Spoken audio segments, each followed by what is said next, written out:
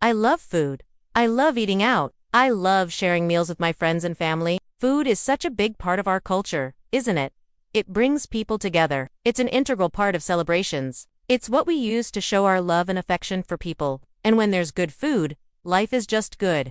But recently, I've been thinking a lot about how our cultural relationship with food affects our health. In today's video, I want to share 3 ways that culture influences what we eat, why we eat, and how we eat. Hopefully, this video will help us all become more mindful of our relationship with food and inspire us to make healthier choices for ourselves and our families. The first way that culture influences our diet is by dictating what we have access to. You see, the foods that are available to us depend largely on where we live and the traditions of our community. For example, growing up in the American South, fried chicken and biscuits were staples in almost every home. It was until I moved away that I realized that these foods were considered comfort food in other places. And then there's sushi. Sushi is so ingrained in Japanese culture that even the way it's made and eaten is a reflection of its history and values, like how chefs must be highly skilled, and how the presentation is meant to be both beautiful and minimal. I learned all of this from my friend Naomi,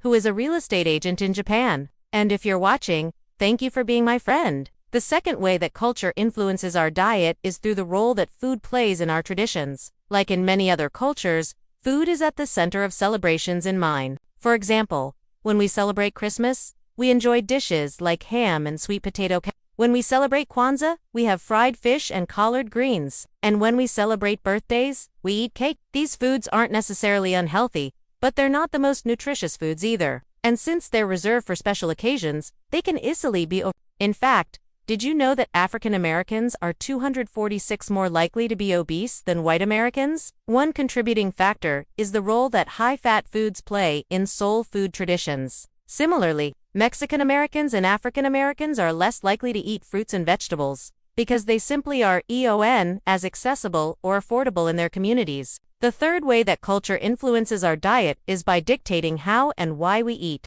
You see, the way that we prepare and eat foods often reflects the history and values of our culture. For example, Indigenous Americans traditionally ate 3 meals a day consisting of proteins like fish and wild game, fruits, vegetables, and whole grains. They also had a spiritual connection to their food and saw it as a gift from the earth. This mindset of gratitude is something that I try to incorporate into my own life because it reminds me that food is more than just calories and nutrients. It's a source of nourishment for my body and mind. It's a way to connect with my ancestors, and it's a way to honor the earth. But unfortunately, many of us have strayed from these traditional eating patterns, and now fast food and processed foods have replaced traditional home-cooked meals. So what can we do about this? Well, first, we need to become more aware of how our culture influences the way that we eat. We also need to be respectful of other cultures and the traditions of other people.